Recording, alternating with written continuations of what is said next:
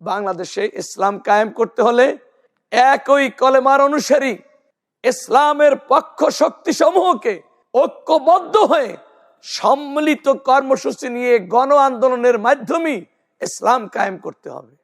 আল্লাহ তাআলার বিধিবদ্ধ নির্দেশকে বিভিন্ন অজুহাতে পাশ কাটিয়ে পীর আউলিয়া ওলামা মাশায়েখ শহীদ গাজীর ত্যাগে গড়ে ওঠা তৌহিদের দ্বীপ এই বাংলাদেশকে রক্ষা করা যাবে না। স্বাধীনতা সার্বভৌমত্ব থাকবে না। দিন কায়েম কোশ্চিনকালেও সম্ভব হবে না। আল্লাহ তাআলা ইরশাদ ফরমান, শারা লাকুম মিনাদ-দীন মা ওয়াসা বিহি নূহা আল্লাযী আওহাইনা ইলাইক ওয়া মা ওয়াসাইনা বিহি ইব্রাহিম ওয়া মূসা ওয়া ঈসা আন আকিমুদ-দীন ওয়া লা তাতাফাররাকু ফি।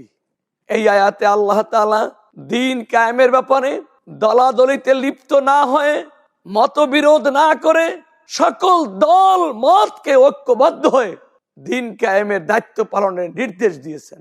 এটাকে ইত্তেহাদ মাল ইখতিলাফ বলবেন না অন্যভাবে বলবেন, যেভাবে যাই বলুন সবই তো কায়েদ সাহেব হুজুরের বক্তব্যে স্পষ্ট বলে গেছেন।